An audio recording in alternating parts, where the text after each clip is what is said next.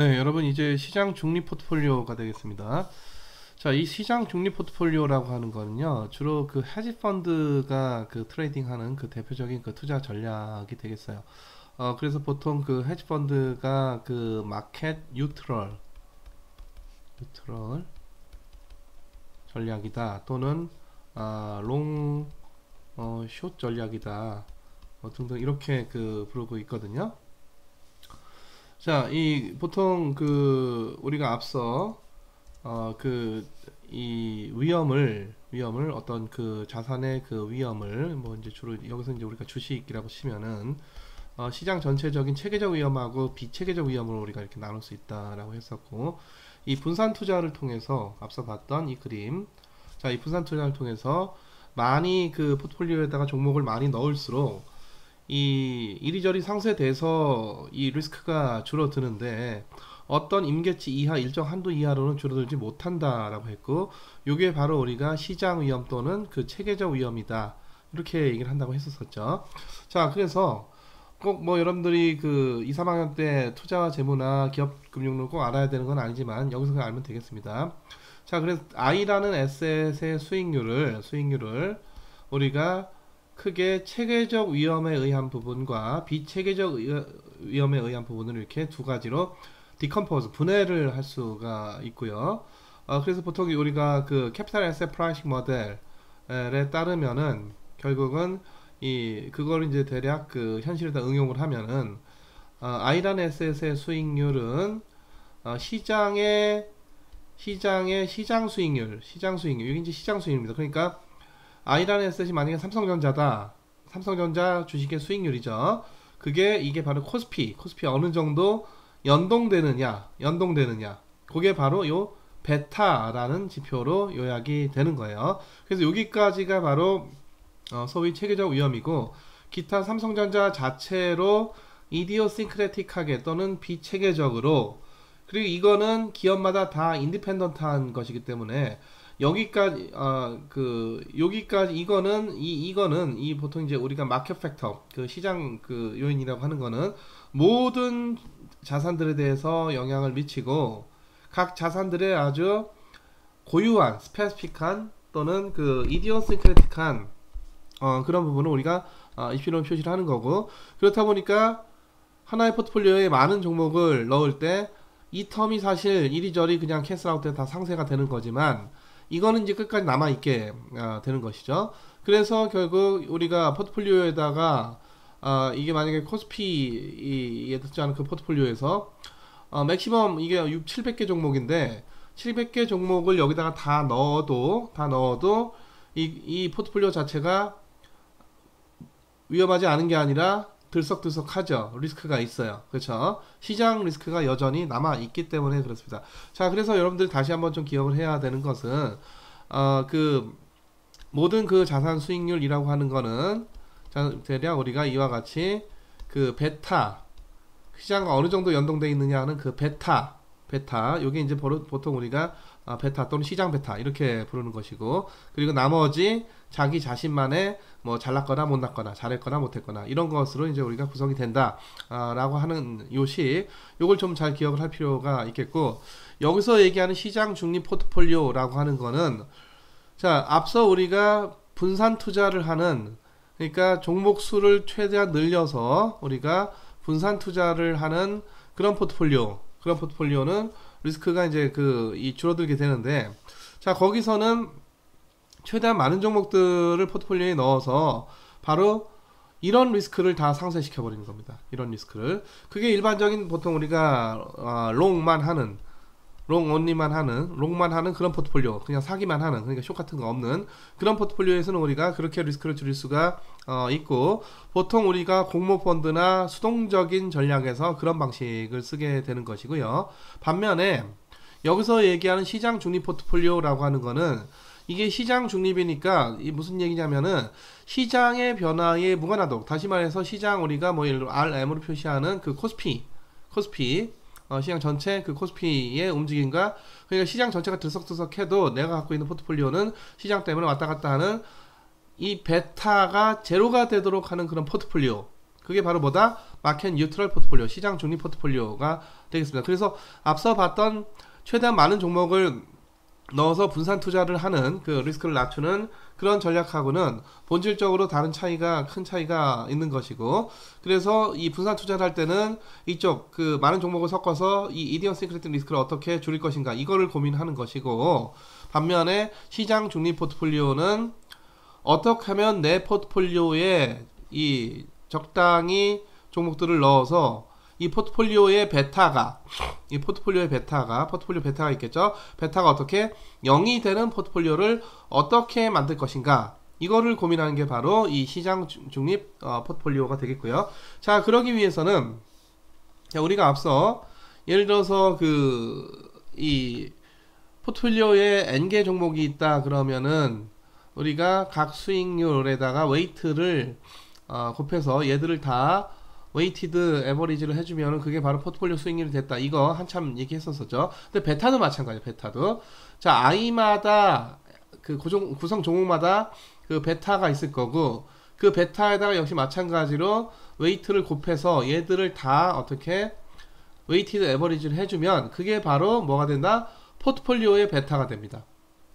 포트폴리오 베타가. 자, 그래서 이거를 감안해서 이걸 어떻게 우리가 제로로 만들 것인가 하는 그런 그 궁리를 해야 되는 것이고요. 자, 또 하나, 베타는 이론적으로 이게 음수가 없으면 전부 다 양수가 되겠습니다. 자, 그러면은 예를 들자면은 포트폴리오 내 2개 종목이 들어간다. 예를 들어 우리가 반반이다. 그럼 0.5 베타 1 더하기 0.5 베타 2 요게 뭐가 되는? 제로가 되는 그런 포트폴리오를 만들어야 되는 거잖아요. 여기 이제 포트폴리오 베타.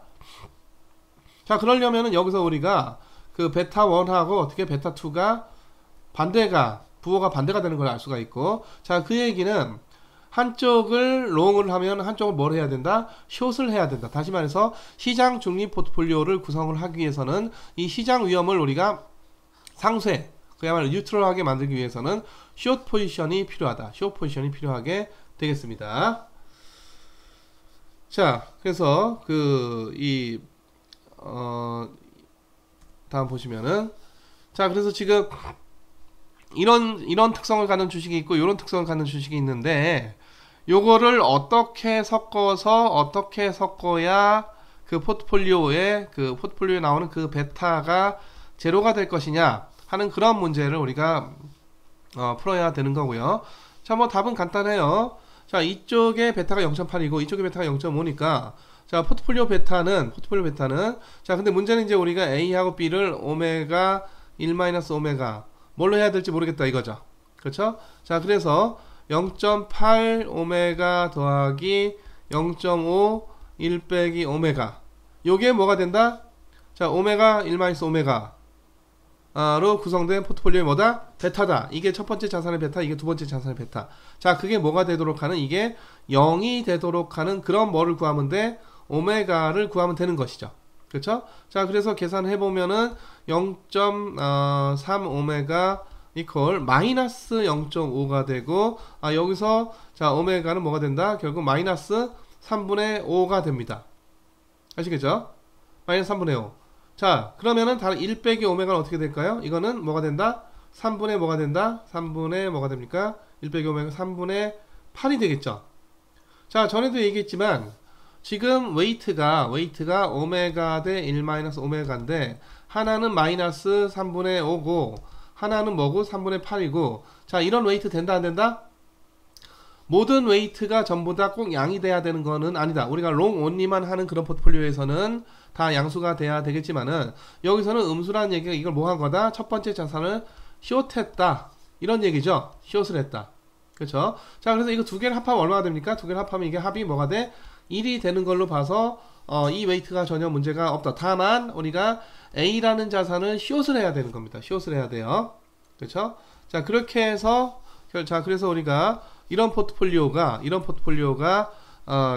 다시 말해서 A를 이만큼 숏해가 하고, 거기서 나온 돈으로 처음에 있었던 돈에다가 얼마를 더 얹어서 우리가 이 B를 더 많이 사는 이런 포트폴리오가 되겠어요. 그래서 이게 뭐냐, 구체적으로 다시 보자면은 편의상 내가 처음에 300만원이 있다고 합시다. 300만원. 300만원. 자, 그럼 300만원에 3분의 5가 얼마예요? 300만 3분의 5가 500만원이죠? 500만원. 500만원. 자, 500만원을 A라는 자산을 뭐해서 숏을 해. 그럼 500만원 캐시가 생기잖아요? 그거를 처음에 내가 갖고 있던 뭐하고 300하고 이 500을 합해서 800만원어치의 자산을 사는 거죠. 그럼 내 전체 포트폴리오의 그 값은 얼마가 돼? 당연히 300이 되겠죠. 그렇죠? 자, 전에도 얘기했지만 이런 겁니다. 자, 내가 처음에 얼마가 있었고 자기 자본 얼마가 있었고 300이 있었고, 자, 이게 대변, 이게 차변이니까, 자, A라는 자산을 뭐 해서 숏을 해서 얼마를 500을 조달을 해. 그러니까 3분의 5예요. 웨이트가 마이너스 3분의 5야. 조달을 하고, 그럼 전체 이게 내 돈은 300하고 500이 생겼으니까 전체 뭐를 B라는 주식을 얼마? 800만원어치를 들고 있는 그런 포트폴리오, 그 포트폴리오의 부분적인 대차대조표를 지금 이렇게 그린 겁니다. 그렇죠? 자, 그래서 A라는 자산이 숏하고 B라는 자산을 우리가 이 숏한 숏에서 얻은 캐시로 더 사게 되면은 뭐가 결국 이 시장, 이 A는 베타가 0.8이고 B는 베타가 0.5인데 전체 이런 포트폴리오의 베타는 뭐가 된다? 제로가 된다. 제로가 돼서 이런 포트폴리오는 자, 어떤 상수가 있을 거고, 이게 베타가 뭐가 돼? 제로가 돼요. 제로가. 그쵸? 제로가 되고 곱하기 이게 이 시장 수익률,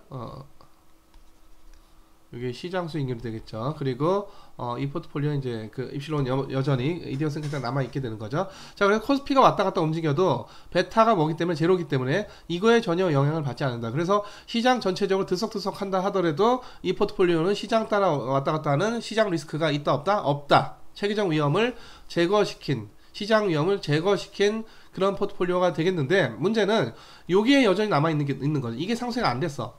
다시 말해서 A란 주식을 숏했고 B란 주식을 롱했기 때문에 A란 자산의 특성과 B란 자산의 특성이 고스란히 어디에? 이 포트폴리오에 남아 있습니다. 아시겠죠?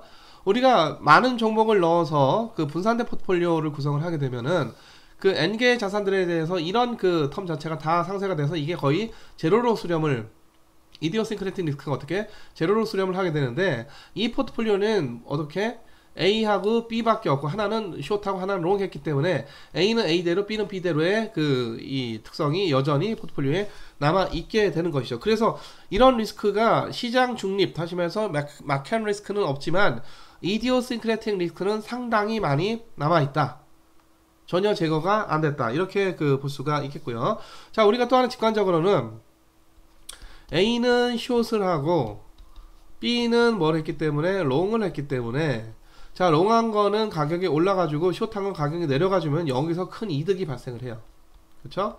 근데 최악의 경우는 뭐냐면은, 자, 근데 뭐 내가 B는 앞으로 오를 것 같으니까 롱한 거고, A는 앞으로 내릴 것 같으니까 이제 숏을 한 거죠. 그러니까 그런 자산 두 개를 잘 골라서 시장 중립적인 그런 포트폴리오를 만든 겁니다. 그래서 롱한 거는 가격이 올라주면 좋은데 이건 뭐 신의 뜻이지. 그리고 이 숏한 건 내려주면 좋은데 그것도 역시 신의 뜻이고, 근데 내가 예상했던 바와 신의 뜻이 일치하면은 큰 이득이 발생을 하게 되는 거고, 반면에 롱한 거는 롱한 거대로 떨어지고 숏한 건 숏한 거대로 올라가면은 이게 순식간에 파산합니다.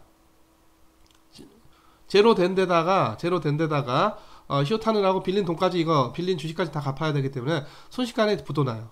그쵸? 자, 그래서 이거는 이 롱한 거는 오르고 숏한 거는 떨어졌을 때 아주 좋은 최상의 결과가 나오지만, 반대로 롱한 거는 떨어지고 숏한 거는 올랐을 때 상당히 안 좋은 결과로 이르게 되겠습니다.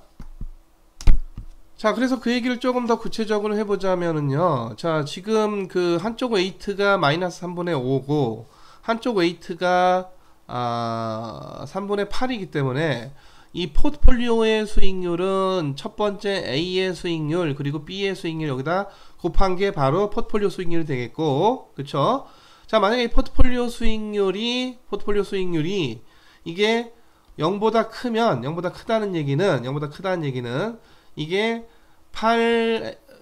8RB가 5RA 이렇게 될 거고, 그래서 어떤 경우에, 자, RB의 수익률이 이게 오르던지 내리던지 간에 이게 8분의 5 RA보다 8분의 5 RA의 수익률이 8분의 5보다 더 크기만 하면 또는 하여튼 이쪽 그 약간 이제 개수가 좀 다르긴 하지만은 상대적으로 A보다 B가 상당히 크게 올라주기만 하면은 수익이 난다. 이런 얘기가 되겠는데요. 자, 그래서 만약에 B가 이건 롱한 건데 이거는 롱에 아주 바람직하게 5% 오르고 A는 숏한 건데 숏한 거에 바람직하게 그 만약에 이게 뭐 얼마 2%가 떨어졌다. 그러면은 아까 얘기했듯이 롱은 롱대로 오르고 숏은 숏대로 올라서 큰 이득이 나는 건데 만약에 자 롱은 5% 오르고 숏한 거는 떨어져야 좋은데 만약에 이게 올랐다. 자 롱도 오르고 숏이 떨어져야 되는 숏도 올랐다. 그럼 롱에서 이득이 나고 숏에서 손실이 날 텐데 얼마나 그 이득이 손실보다 크냐의 문제가 되겠죠. 그게 바로 뭐가 된다? 요식이 되는 겁니다. 자 그래서 지금 이 경우 보면은 계산해 보면은 이게 10% 이득이 나요.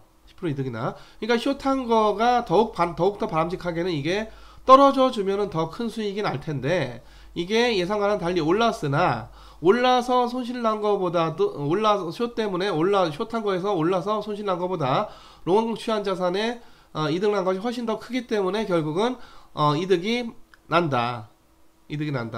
자 반면에 이것도 있어요. 자 B는 숏했으니까 이게 2% 떨어졌대. 2% 떨어졌어요. 오케이 이건 좋아. 자 근데 A라는 자산은 롱 했는데 이게 올라줘야 되는데 어떻게 된 거야? 이게 5% 떨어졌어. 자 그럼 이쪽에서는 이득이 나고 이쪽에서 손실이 나겠죠. 그럼 이제 어느 쪽이 더 크냐의 문제가 될 거고 그게 바로 또 어디에 있어? 여기에 있는 거죠. 그렇죠? 자 그래서 요걸 계산을 해보시면은 결국은 지금 숏한 거는 떨어졌지만 숏한 거는 떨어지고 그래서 이건 이득이고 근데 롱한 것도 떨어져서 손실이 나지만 이쪽 숏에서 떨어져서 이득 본 것이 롱 쪽에서 떨어지는 바람에 손실 난 걸 어떻게 한다? 커버할 수 있게 된다. 그래서 이와 같이 계산해보면 3% 그래서 3%의 이득이 납니다. 자 그래서 아까 A는 숏을 하고 B는 롱을 했기 때문에 B는 B대로 오르고 A는 A대로 떨어지는 게 이게 최상의 결과고 만약에 B는 B대로 떨어지고 A는 A대로 오르고 이건 완전 최악의 더 워스트한 그런 결과가 되겠고 그렇죠? 자 반면에 그러면은 얘는 올랐는데 얘는 올랐는데 얘는 거꾸로 이게 올랐다. 그럼 이게 얼마나 크게 올랐냐 이게 중요한 거죠. 그렇죠? 또 반면에 자 그 반면에 숏은 숏대로 떨어져서 좋은데 얘도 떨어졌어. 자 이것도 그럼 이거는 그 이득이 나고 이거는 손실이 날 텐데 이것도 양쪽의 손익 크기가 어떻게 되냐 이거에 달려 있는 문제가 되겠죠. 자 그래서 자 예상대로 완전히 움직여줬다. 롱은 롱대로 오르고 숏은 숏대로 떨어지고 이게 이제 완전 더 베스트 최상의 결과고 자 그거에 완전히 반대가 됐다. 이거는 떨어지고 이건 올랐다. 이건 완전히 최악의 결과고 근데 B도 오르고 A도 올랐다. 이거는 이제 이쪽이 이득되고 이쪽은 손실되는 건데 이게 어느 쪽이 더 크냐의 문제고 자 B하고 A가 같이 다 떨어졌다. 이 경우는 이거는 이득이고 이건 손실인데 이것도 역시 어느 쪽이 더 크냐의 문제가 되겠죠. 자 그래서 요 이그젬플 다시 한번 봅시다. 그 자산 A는 가격 2,000원 B는 가격 2,000원 근데 이 1,000만원 들고 있는 투자자가 자 A가 고평가되어 있다고 판단했고 B가 저평가되어 있다고 판단했어. 자 그래서 그 자산 그래서 지금 얘는 고평가된 거는 뭘 해야 되고 숏을 하겠다 이거고 저평가된 건 지금 싸니까 이건 뭐 하겠다 사겠다 이거고 자 근데 지금 이 포트폴리오는 앞서 봤던 사례는 이 숏한 거에서 숏을 해서 나온 돈을 전액 다 어디에다가 롱에다가 다 집어넣겠다 이런 얘기가 되겠는데 지금 여기에 나오는 포트폴리오는요 저희도 얘기했지만 숏해서 나온 그 현금을 반드시 다른 자산을 사야 된다 그게 아니라 그 현금 자체로 들고 있어도 되겠습니다. 자 그래서 지금 이 포트폴리오는요 여기서 이 사람의 포트폴리오는 자 뭐냐면은 A라는 자산은 뭐하고 1,000만원 숏을 하고 그리고 B라는 자산은 내가 처음에 뭐 했어? 1000만원 갖고 있던 걸로 다 이거를 다 사고, 자 그리고 여기 뭐가 있어? 캐시 상태로 들고 있어요. 뭐를? 이 캐시가 어디서 났습니까? 내가 처음에 들고 있던 1000만원은 이거 B를 다 사는 데 썼고, 이건 뭐야? A를 숏해서 나온 그 캐시가 있죠? 그걸 들고 있겠다. 그걸 들고 있겠다. 이런 얘기예요. 그렇죠? 자, 그래서 지금 보다시피 이런 포트폴리오를 구성했다는 얘기고, 자, 그럼 이런 포트폴리오에서는 이 웨이트가 어떻게 되느냐? 자, 웨이트가 어떻게 될까요? 이거는 1, 캐시도 1, 요거는 뭐? 요거는 마이너스 1. 자, 그러면은 이거 웨이트 됩니까? 안 됩니까? 합이 얼마야? 합이 1이네. 합이 1이야. 그러니까 어떻게 됩니까? A는 마이너스 1, B는 1, 그리고 캐시는 1 이렇게 들고 있는 그런 포트폴리오. 이런 포트폴리오 된다. 마이너스가 있는 거는 이걸 뭐 한 거다? 숏을 했다는 얘기다. 자, 숏을 해서 지금 이걸 어떻게 캐시를 또 1만큼 들고 있는 거예요. 우리가 앞서 봤던 사례는 뭐 한 거야? 이렇게 나온 캐시를 전액 다 어디에다가 여기다가 다 더 산 거죠. B라는 자산. 그래서 2천만원어치를 사게 되는 건데, 그런 포트폴리오가 아니고 캐시를 들고 있는 거고. 자, 그럼 이런 포트폴리오의 수익률은 어떻게 됩니까? 웨이트가 이렇게 생겨먹었으니까 이 포트폴리오 수익률은 마이너스 RA 더하기, 그러니까 이게 마이너스 1이죠. 다시 말해서 이게 뭐가 돼? 이게 웨이트 마이너스 1 곱하기 RA 더하기 1 곱하기 RB 더하기 1 곱하기 RC인데 캐시인데, 캐시 수익률 우리가 편의상 제로라고 합시다. 제로. 자, 그러면 이게 결국은 RB 빼기 RA가 되는 것이죠. 그렇죠? 자, 그래서 자, 요 포트폴리오는 앞서 봤던 포트폴리오는 이 숏한 것을 전액 다 다른 자산을 사는 바람에 이 포트폴리오 수익률 앞에 보다시피 어떻게 조금 이제 복잡 포트폴리오 수익률 앞에 어떻게 마이너스 3분의 5 RA 더하기 3분의 8 RB 이렇게 나왔는데, 이 포트폴리오는 아주 간단하게도 어떻게 RB 수익률하고 RA 수익률로 나오게 됩니다. 아시겠죠? 자, 그럼 이 한번 예를 들어 봅시다. RB가 예를 들어 5%, RA가 만약에 마이너스 3% 떨어졌다. 그럼 전체적으로 얼마? 8%가 되는 거죠. 그렇죠? 자, 이거는 롱은 롱대로 올랐고 숏은 숏대로 떨어져서 최상의 결과가 나온 겁니다. 그렇죠? 자, 반면에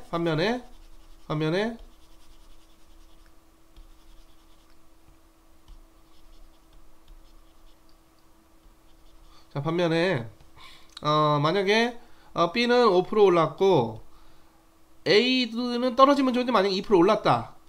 자, 그래도 포트폴리오 수익률이 뭐가 된다? 3%가 된다.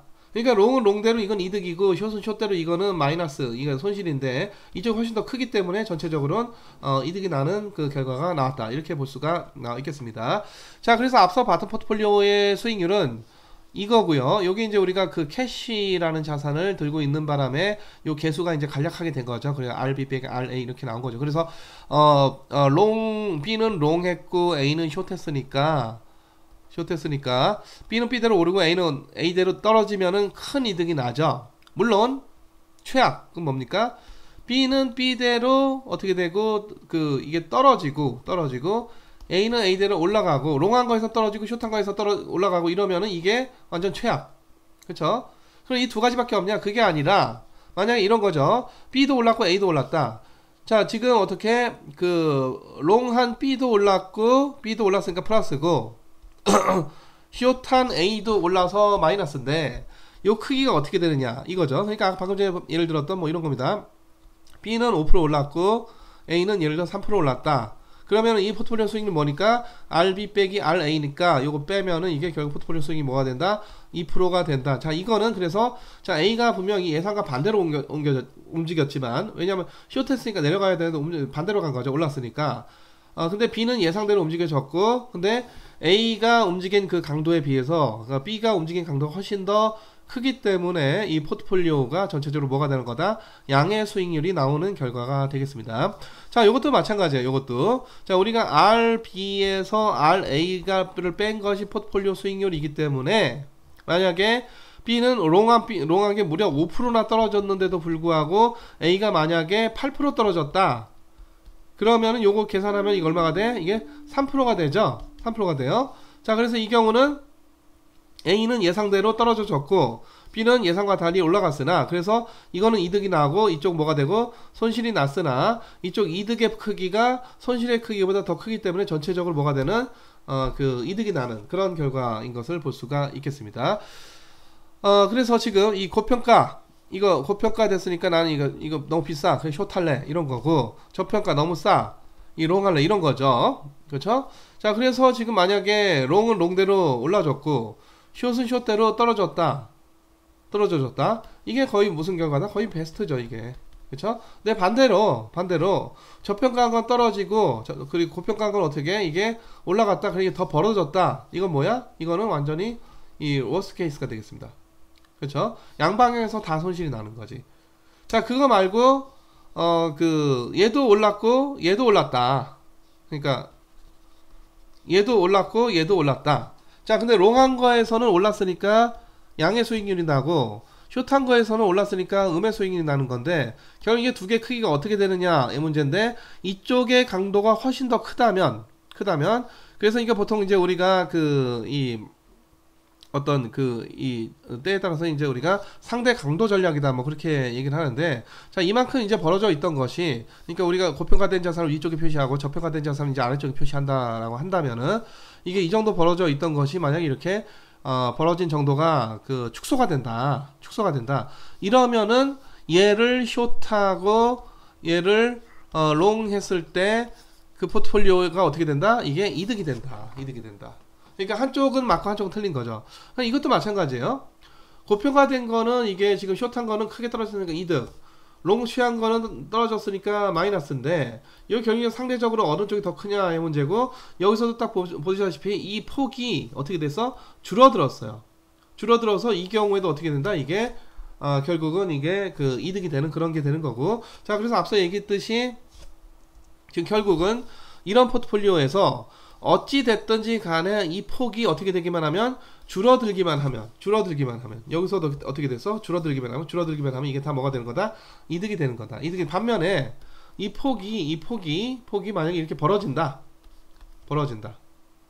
자, 이거는 안 좋은 상황입니다. 그쵸? 또 이 폭이 얘는, 자, 롱은 올라서 좋은데 숏은 너무 크게 올랐어. 그래서 또 어떻게 된 거야? 또 벌어졌어. 그쵸? 이것도 굉장히 안 좋은 상황이 되는 거고. 자, 반면에 또 어떻게 됩니까?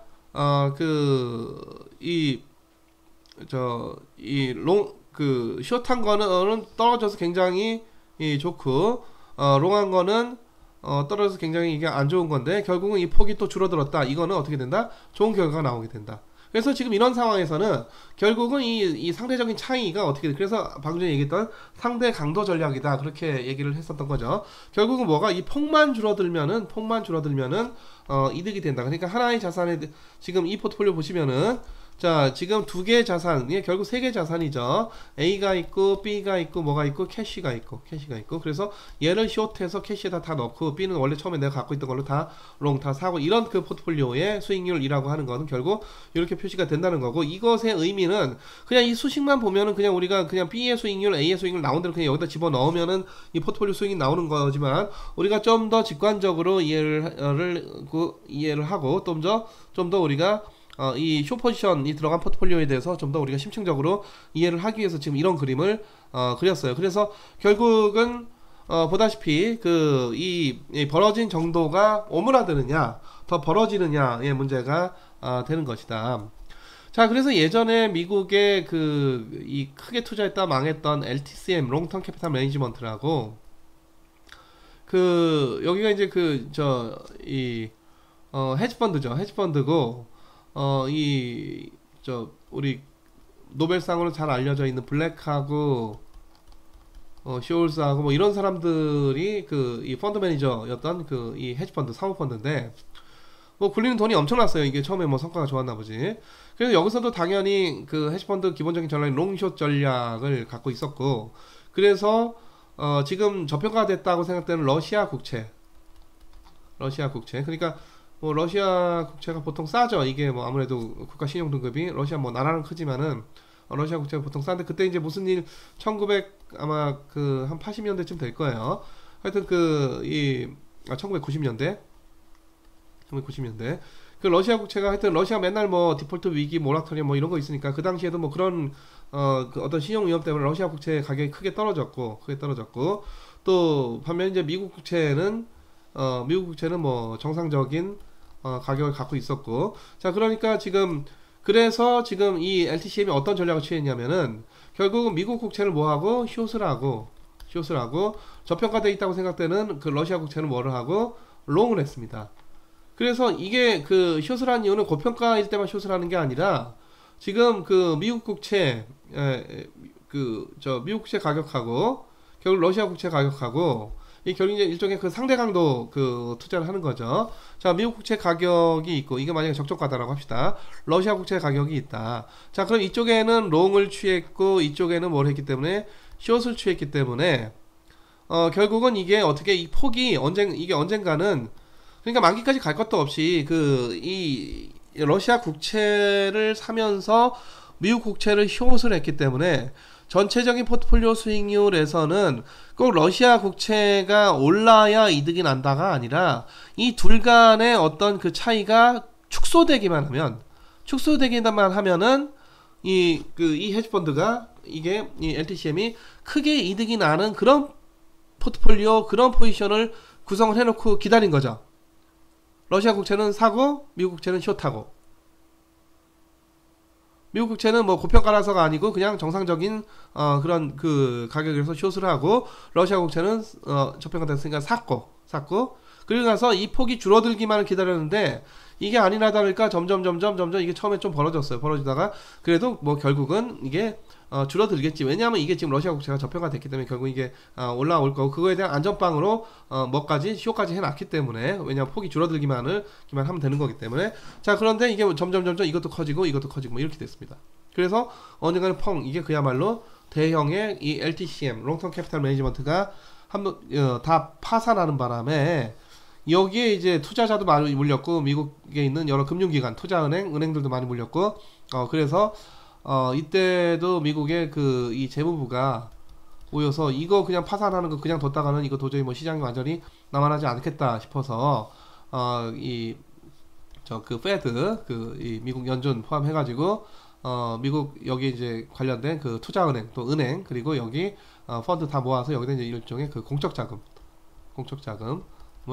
투입을 했던 그런 사례가 있어요. 그래서 그때도 LTCM이 이런 어떤 롱숏 또는 이런 어떤 상대적 강도를 노리는 그런 전략을 취했다가 예상과는 달리 완전히 파산했던 그런 그 사례가 되겠고요. 자, 다시 한번 지금 강조하지만 지금 이런 포트폴리오는 결국 이제 상대적 강도를 이용을 하는 거고 결국은 롱숏 취한 각각의 자산 간의 가격 차이가 어떻게 되기만 하면 줄어들기만 하면은 그러면은 이익이 되는 그런 포지션을 구성을 했다는 거고 반면에 방금 전에 LTCM 얘기했듯이 이게 벌어지면은 큰 손실이 나게 되고 이게 뭐 계속 큰 손실이 나면 계속 버틸 수 있다 그럼 모르겠지만은 큰 손실이 나면은 소위 이제 마진콜이라고 해가지고 투자자들도 환매 요구를 하고 또 여기도 이 펀드에다가 돈을 빌려줬던 은행이나 이제 투자은행들도 이 대출금 돌려달라고 요구를 하니까 결국은 이제 이 펀드가 이 파산하게 되는 거고 최근에 우리나라에서 있었던 라임 자산운용이라고 하는 그 헤지펀드도 국내 헤지펀드인데 거기도 결국 이제 큰 손실이 났는데 큰 손실이 나서 이게 뭐 예를 들어 10년 동안 투자를 하겠다 그리고 투자자들이 그래? 그럼 그거 기다려주겠다 그러면은 별 문제가 없겠으나 지금 어마어마하게 손실이 난 상황에서 기다려주는 그런 투자자는 없겠죠. 그래서 서로 빼겠다고 당연히 우리가 환매 인출 요구를 하니까 인출을 못하게 주게 환매 중단을 해버리고 다행히 지금 라임 자산운용 같은 경우에는 우리나라 금융기관들이 주로 라임 자산운용이 한 5조 원 정도를 모아서 이제 투자를 했다고 하는데 다행히 우리나라 금융기관들이 여기다 크게 뭐 대출을 해주거나 뭐 이런 거 사례는 없었기 때문에 라임 자산운용의 파산이 다른 금융기관까지 어떤 위기가 전이되는 그런 사태까지 발생하지는 않았던 것이죠. 자, 그래서 이번 자산 포트폴리오 분야 굉장히 길었는데 자, 여러분들 다시 한번 잘 복습을 하시고요.